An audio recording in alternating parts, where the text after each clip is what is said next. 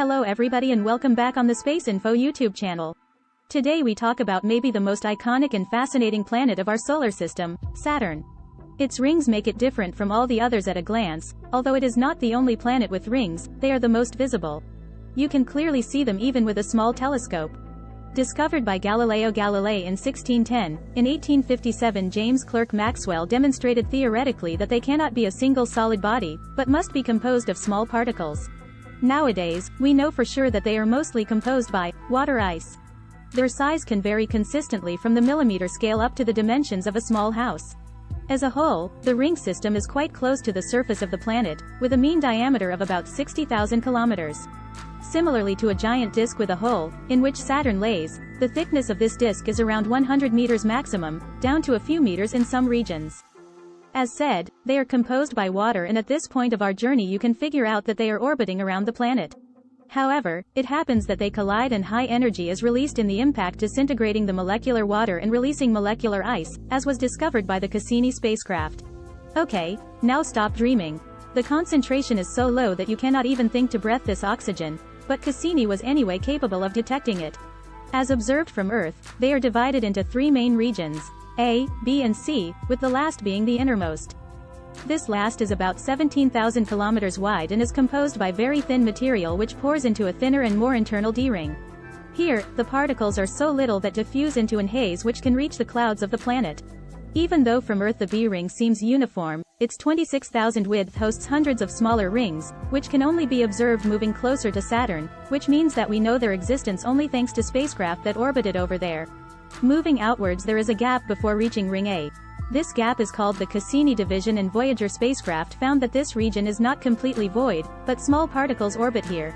Region A is the smaller in terms of its width, but there is a peculiarity that recurs often when Moon's origin is discussed. On a 800-kilometer larger orbit lays one of Saturn's moons, which captures all the particles that come close to it. This gravity pull draws a very sharp division between the edge of region A and this moon. This behavior is also common with other moons, so that they are called shepherds. These are only the main regions that populate Saturn's neighborhood. However, regions extend up to the F1 and still some sparse material lays outside. Moreover, about 60 moons have been discovered so far, but all the premises are here to find out more. The first spacecraft which gave us some information about Saturn were Pioneer 11 and the two Voyagers. Huygens probe landed on the surface of Titan, the biggest Saturnian moon, almost 20 years ago. This body is known to have a dense atmosphere mainly composed by nitrogen at 98% and methane, with an atmospheric pressure as double as Earth's. Combined with a cold temperature, as low as 90 degrees Kelvin, the moon presents a series of reddish clouds in the atmosphere. Contradictory proof of the presence of fluids on the surface have been provided by Huygens itself, which found no lake when it landed on the surface. Cassini, however, by means of its radar, indicated the presence of lakes, in accordance to the observations of the surface, which strongly suggests a past of flowing fluids. A curious aspect is in Enceladus moon. Its surface is covered by water ice, as well as water flows under the surface, where strong tidal forces gravitationally squeeze the whole body, causing eruptions of hot water, like it happens here on Earth with lava during volcanic events.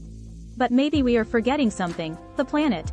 Saturn is the second largest planet in our solar system after Jupiter, and its diameter is about 10 times the Earth's. If you want to know more about these two, don't forget to subscribe to our YouTube channel, where we periodically publish videos on the topic. While being almost 100 times more massive than Earth, Saturn's density is only 700 kilograms per cubic meter, which is about 8 times smaller than our planet.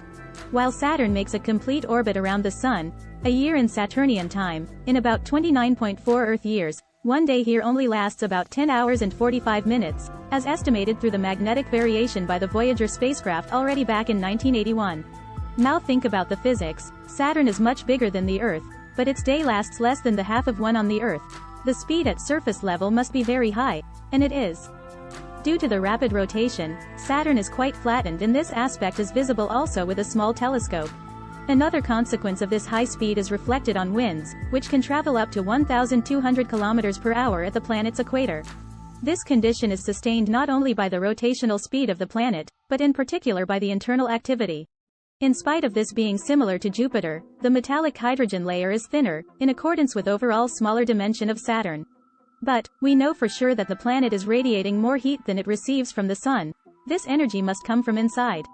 Indeed, this is originated by the differentiation of helium, which is formed from hydrogen thanks to nuclear reactions, the fusion, but then the new atoms are more massive so that they sink inwards. This motion converts the potential energy into thermal radiation, which flows outward.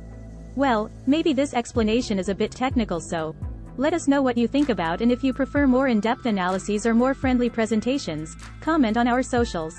Viewed from the Earth, Saturn is a yellowish disk with light concentric stripes. Only recently NASA released a fascinating image of Saturn's north pole with a peculiar pattern indicating a strong activity below, which was called the rose. Due to the diffused haze, we cannot distinguish many particular features on Saturn's clouds, but we know that a mix of hydrogen, ammonium and methane floats above the cloud tops, where the temperature is about 94 degrees Kelvin. But that's all for today's trip in the solar system. Don't forget to share this video with your friends and to follow us on our social channels, Instagram, Twitter and YouTube.